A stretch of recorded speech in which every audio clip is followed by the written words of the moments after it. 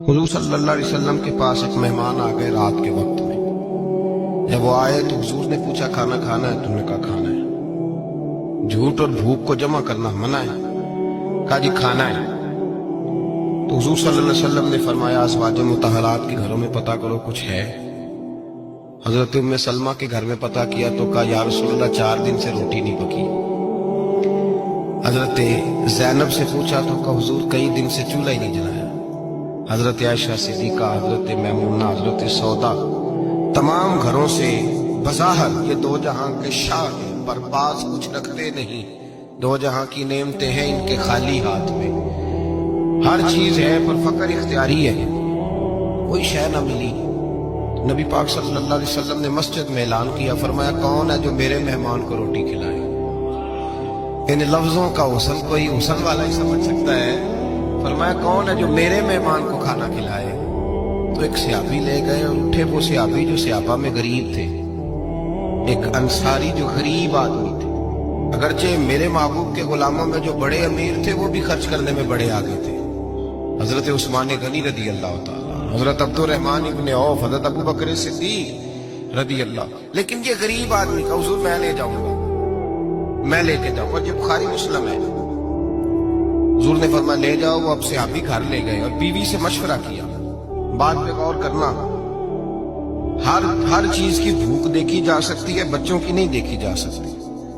وہ انصاری حضور کے مہمان کو گھر لے گئے، جا کے بیوی سے مشورہ کیا، کہا بھری مانس گھر میں کچھ ہے؟ تو اس نے کہا تھوڑا سا بچوں کے لیے کھانا رکھا ہے، بچوں کے لیے۔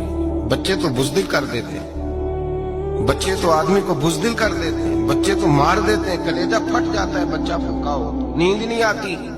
اب صحابی اپنی بیوی سے کیا کہتے ہیں؟ کہتے ہیں بچوں کو بہلا کے سلا دے، اور رسول اللہ کے لیے نہیں، رسول اللہ کے مہمان کے لیے، بھائی نبی پاک کے لیے نہیں، حضور کے تجھ سے در در سے سگ اور سگ سے ہے مجھ کو نسبت، میری گردن میں بھی ہے دور کا پٹکا تیرا، تجھ سے در در سے سگ سگ سے ہے مجھ کو نسبت، لمبی بات ہے۔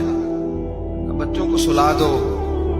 بی بی نے بچوں کو سلا دیا تو میاں بیوی کا مشورہ ہوا کہ مہمان کے ساتھ بیٹھ کے روٹی کھانا بھی سنت ہے۔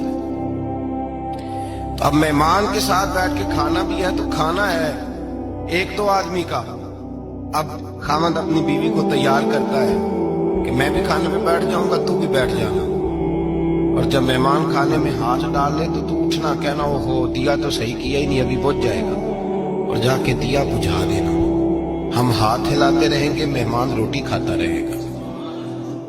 اور یار اس درد کو، اس کیف کو سمجھو، گھر میں بچے بھی بھوکے، بچوں کی ماں بھی بھوکی، بچوں کا باپ بھی بھوکا، دسترخوان پہ روٹی لگ گئی، روٹیاں چون ڈالی، بی بی اٹھی کہنے لگی او ہو چراغ تو صحیح کیا ہی نہیں، یہ تو بجھ جائے گا۔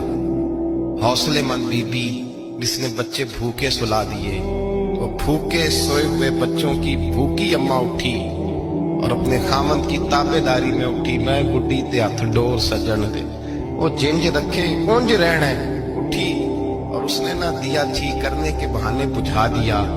مہمان روٹی کھاتا رہا اور رسول اللہ کے نوکر قربانی دیتے رہے، وہ روٹی کھا کے سیر ہو کے بستر بچھایا تو سو گیا۔ یہ میاں بیوی ساری رات بچوں کی طرف دیکھتے رہے اور غور کرتے رہے اور راضی رہے کہ ہم نے حضور کا فریضہ نبھایا ہے۔ قربان جاؤں محبوب پہ، بے خبر ہو جو غلاموں سے، وہ آقا کیا ہے۔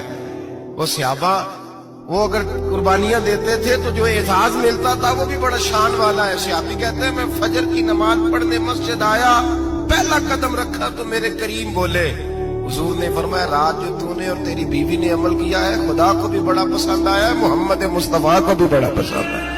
اور پھر ایک لفظ اور ہے حدیث میں، ایک روایت میں کچھ جملے اور بھی ہیں۔ حضور نے فرمایا جب تو اور تیری بیوی رات مہمان کے ساتھ احسار کر رہے تھے نا تو عرش کا مالک تمہیں مسکرا مسکرا کے دیکھ رہا تھا، رب تمہیں دیکھ کے مسکرا رہا تھا، رب تمہیں دیکھ کے مسکرا، تر دامنی پہ شیخ ہماری نہ جائیے، ہم دامن نہ چھوڑ دیں تو فرشتے وضو کریں، پر میں وہ مسکرا رہا تھا کہ میرے بندے میرے رسول کی رضا کے لیے کیا کر رہے ہیں۔